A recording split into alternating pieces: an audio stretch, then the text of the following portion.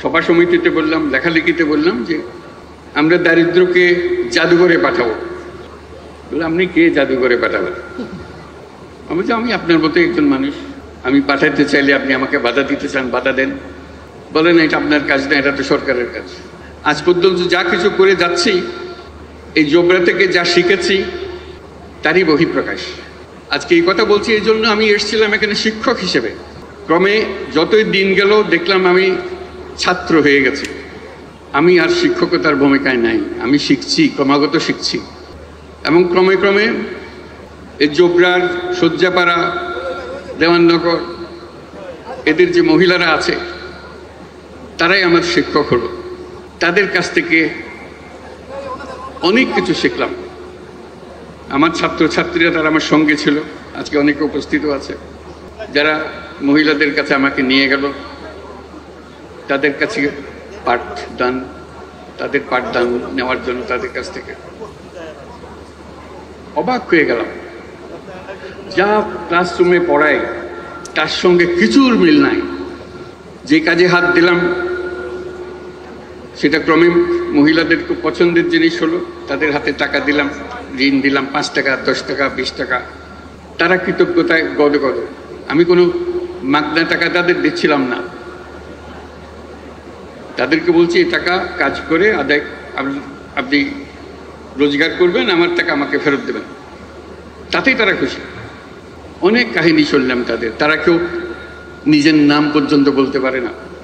আমাদের সমাজ এমন, মহিলাকে তার নাম শেখার, জানারও সুযোগ করে দেয় না।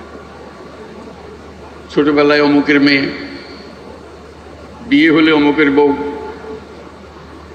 মা হলে অমুকের মা, সে যে কে সে নিজেও জানে না। আমরা প্রথম চেষ্টা করলাম আমাদের ছাত্রীদের দিয়ে একটা নাম স্থির করার জন্য। বহু কষ্টে একটা নাম তার বাইর করা, যে এটা নাম বোধহয় দিয়েছিল কোনো এক সময়, অথবা কোনো মনে না পড়লে একটা নতুন নাম দেয়া, যাতে করে সেটা সে লিখতে পারে, মনে রাখতে পারে। এই লেখা শেখানো, এই লেখা শিখাতে গিয়ে তার জীবনে অনেক কাহিনী আসলো। প্রতি কাহিনী একটা চেয়ে একটা চমৎকার। এর থেকে আমি একটা সিদ্ধান্তে আসলাম, এটা বললাম যে সভা সমিতিতে বললাম, লেখালেখিতে বললাম যে ঋণ মানুষের মানবিক অধিকার।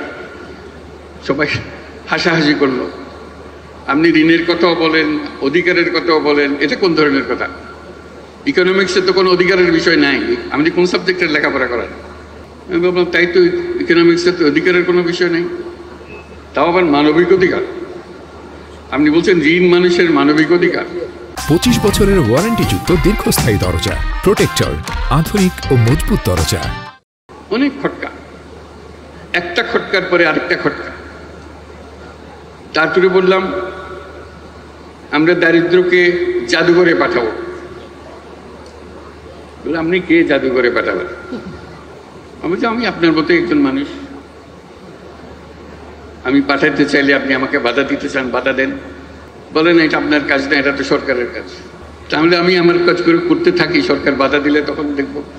এই যে বললাম যে আমি জোবরার মহিলাদের কাছ থেকে নতুন অর্থনীতি শেখা আরম্ভ করলাম, সেই হিসেবে জোবরা আমার নতুন বিশ্ববিদ্যালয়ে দাঁড়িয়ে গেল। আজ পর্যন্ত যা কিছু করে যাচ্ছি, এই জোবরা থেকে যা শিখেছি তারই বহিঃপ্রকাশ। বলছি যে যে অর্থনীতি আমরা পড়াচ্ছি,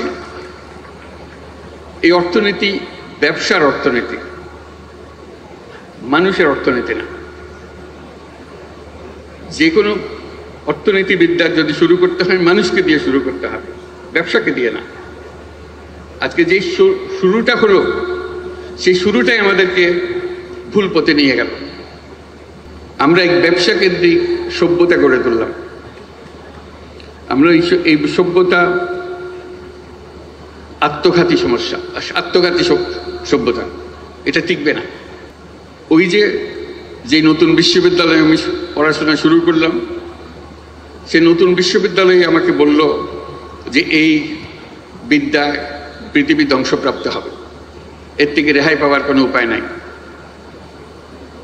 তখন আরো বড় আকারের জিনিসের মধ্যে ঢুকলাম, বললাম যে আমাদেরকে নতুন সভ্যতা করতে হবে।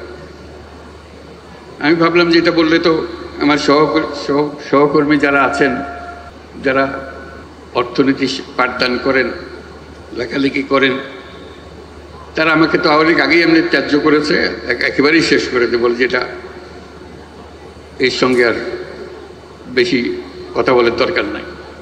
কিন্তু ওই নতুন শিক্ষাপ্রাপ্ত যে ছাত্র, আমার মাথায় সেটা রয়ে গেল যে আমাদেরকে আবার নতুন সূত্রে যাত্রা শুরু করতে হবে। যে অর্থনীতির ভিত্তি হবে মানুষ, যে অর্থনীতির ভিত্তি হবে তার ভবিষ্যৎ পরিকল্পনা, ভবিষ্যৎ চিন্তাধারা, কীভাবে সে নিজেকে আবিষ্কার করবে, আবিষ্কার করার প্রবণতা, এবং তাকে যে দিকে তাকে ছুটিয়ে দেওয়া হয়েছে সেদিকে ছোটানো থেকে বের করে আনা। এগুলো বলছি এজন্য সমস্ত কিছুর বীজ বপন হয়েছে এই বিশ্ববিদ্যালয়ে, পাশে নতুন বিশ্ববিদ্যালয়। সেজন্য আমি জোবরার কাছে কৃতজ্ঞ, এই বিশ্ববিদ্যালয়ের কাছে কৃতজ্ঞ, যেহেতু বিশ্ববিদ্যালয় আমাকে জায়গা দিয়েছিল এখানে আসার জন্য। এরপরে যে কোনোদিন একটা নোবেল পুরস্কার পাওয়া যাবে এটা কোনোদিন মনে আসেনি।